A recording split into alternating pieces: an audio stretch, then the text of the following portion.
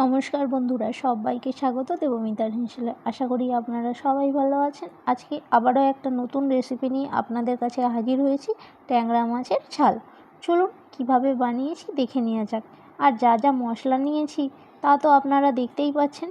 আর রান্নার সাথে সাথে আমি বলে দেব যে কখন কোন মশলাটা ব্যবহার করেছি। এখানে আমি ট্যাংরা মাছ নিয়েছি 200 গ্রাম। এবার মাছটাকে ভালো করে ধুয়ে পরিষ্কার করে নিয়েছি। এর মধ্যে লবণ, হলুদ ও 1 চামচ সরষের তেল দিয়ে ভালোভাবে ম্যারিনেট করে নেব। আর 1 চামচ সরষের তেল এই কারণে দিয়েছি যাতে মাছগুলো যখন ভাজবো তখন যেন এগুলো না ফাটে, তাই। এবার ওভেনে আমি আগে থেকেই কড়াইটা বসিয়ে রেখেছিলাম যাতে খুব ভালো মতো কড়াইটা গরম হয়ে যায়।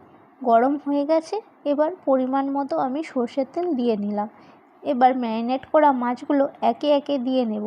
আর মাছগুলোকে আমি দুবারে ভেজে নেব, কারণ একসাথে যদি সব মাছগুলোকে কড়াইতে দিয়ে দিই তাহলে ভেঙে যাওয়ার সম্ভাবনা থাকতে পারে।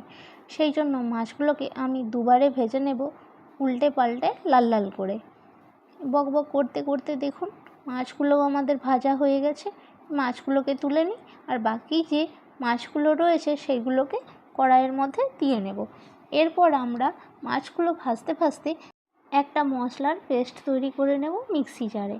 এখানে আমি একটা বড় সাইজের পেঁয়াজ কুচো করে নিয়েছি, আর 1 চামচ জিরে নিয়েছি, 3-4 টুকরো আদা, 3টে কাঁচা লঙ্কা, আর একটা ছোট সাইজের টমেটো, আর 1 চামচ সাদা সর্ষে দিয়ে ভালো করে মশলাটাকে পেস্ট করে নেব। আর আমার এদিকে মাছ ভাজাগুলো পুরো কমপ্লিট হয়ে গেছে। এবার ওই তেলের মধ্যেই আমি ফোড়নে দেব 1 চামচ কালো জিরে, দিয়ে মিক্সির জারে যে মশলাটা করে রেখেছিলাম ওটা আমি এখানে দিয়ে নেব। দেওয়ার পরে মিক্সি ধোয়া জল আমি অল্প পরিমাণে দিয়ে দিলাম। পরিমাণ মতো লবণ ও হলুদ দিয়ে মশলাটাকে খুব ভালো মতো ঢেকে ঢেকে কষে নেব, যাতে মশলা থেকে খুব ভালো মতো তেল ছেড়ে দেয়। দেখুন তেল ছেড়ে দিয়েছে খুব ভালো মতো। এবার আমরা পরিমাণ মতো জল দিয়ে নেব।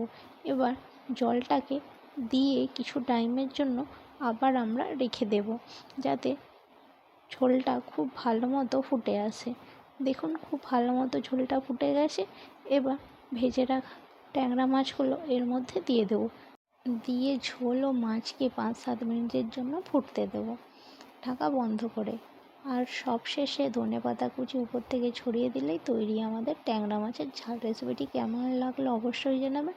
আমার ভিডিও যদি আপনাদের ভালো লেগে থাকে লাইক, কমেন্ট, শেয়ার ও সাবস্ক্রাইব করবেন আমার চ্যানেলটিকে। ফেসবুক থেকে যারা দেখছেন ফলো করে